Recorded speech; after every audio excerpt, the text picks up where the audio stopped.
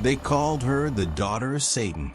But behind the gothic eyeliner and black lipstick was not a supernatural demon, just an 18-year-old girl from Kentucky who led 5 teenagers into one of the most senseless massacres in American history.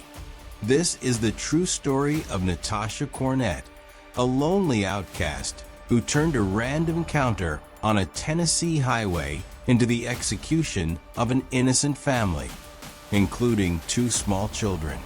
It's a story of faith colliding with darkness, of lost youth, and of how desperation, ego, and delusion can create evil that even the devil might fear. In the misty hollows of Pikeville, Kentucky, 1997, life was small and slow. Cold dust clung to the hills, jobs were scarce, and dreams had a way of dying young. And then there was Natasha Cornett. She wasn't like the others, not even close. Where her classmates wore jeans and flannel, she wore black lace and silver crosses turned upside down. Where others talked about church, she whispered about demons. And where other teenagers sought acceptance, Natasha wanted power. By 18, she had begun calling herself the daughter of Satan. But in reality, Natasha was less a cult leader and more a broken girl searching for control in a world that had taken it from her. Her childhood had been unstable, an absent father, a mother struggling to make ends meet, and a community that treated her like a pariah. She suffered from mental health issues, including bipolar disorder, and had spent time in psychiatric care. But instead of help, she found followers, other outcasts drawn to her defiance and dark charisma. They were Crystal Sturgill, 18, Jason Bryant, 14, Joseph Reisner, 20, Dean Mullins, 19, and Karen Howell, 17. To them, Natasha wasn't just a friend. She was a leader, and she convinced them that together they could escape the hopelessness of Kentucky and start over in New Orleans, where they would be free. Early April 1997, 6 misfit teens piled into a beat-up Chevrolet, bound for New Orleans. They had barely any money, no plan, and no future. Just an idea that freedom waited somewhere beyond the horizon. For a while, it felt like adventure. The open road, the hum of the engine, a new life ahead. But that dream died on April 6th, when their car broke down at a rest stop in rural Bayleton, Tennessee. It could have been just another inconvenience, if not for a fateful encounter that would end in horror. That same night, a family of 4 was heading home from a Jehovah's Witness convention in Nashville. Vidar Lillelid, 34, Delphina, 28, 6-year-old Tabitha, and 2-year-old Peter. They were everything Natasha's group was not: faithful, stable, loving, and kind. When Vidar saw the stranded teenagers, he did what any decent man would do. He offered to help. He told them about his faith.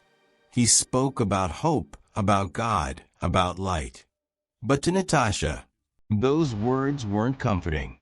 They were insulting, because she had long ago decided there was no light, only darkness. And she believed that if the world had rejected her, she would reject it right back. When Vidar offered the group a ride, Natasha saw more than kindness. She saw opportunity, money, transportation, power, and she made the decision that would turn 6 lost souls into cold-blooded killers. Gun drawn, Natasha and her group forced the Lillelid family into their own van, transforming an act of compassion into a living nightmare. Delphina pleaded for her children's safety. Vidar prayed aloud. But Natasha had already decided no one was leaving alive. They drove the Lilloods to a deserted road in Greene County, Tennessee, a place so remote that no one would hear the screams. Vidar begged them to take the van, the money, anything. Just let the children go. But Natasha's voice was cold and final. "Get out," she said. The family was lined up along a roadside ditch, a mother clutching her children, a father standing in front of them, trying to shield them. The group raised their weapons. Vidar was shot first. Then Delphina. 6-year-old Tabitha tried to run. She was gunned down next. And then there was Peter, just 2 years old, shot twice, left for dead. But against all odds, he survived. Blinded in one eye, his tiny body broken, but alive. The only living witness to the murder of his entire family. After the killings, Natasha's group took the Lilloods van and fled toward Mexico, laughing, smoking, and singing along to the radio as if nothing had happened. Inside the van were children's toys, bloodstained clothes, and the echoes of their crime. But freedom didn't last long. Within 48 hours, the group was captured by border authorities in Arizona. They were still driving the van, still in possession of the murder weapons. Their fingerprints and DNA told the story before they even spoke. When confronted, Natasha didn't cry. She didn't apologize. She simply smirked and said, "Things just got out of hand." The courtroom was packed. The nation watched in horror as the story unfolded. 6 young people, barely adults, accused of executing a family in cold blood.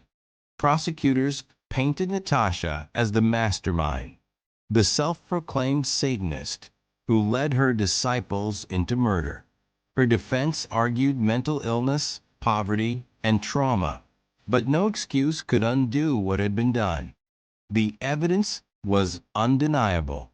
Fingerprints, ballistics, eyewitnesses. Even baby Peter's survival testified to their guilt. Natasha Cornett and her 5 followers were all sentenced to life in prison without parole. No sympathy, no second chances. As the judge read the sentence, Natasha smiled, the same cold, detached smile that would come to define her legacy. Decades later, Natasha remains imprisoned at the Kentucky Correctional Institution for Women, where she has spent nearly 3 decades behind bars. Some reports say she's found religion. Others say she still clings to the darkness that once defined her.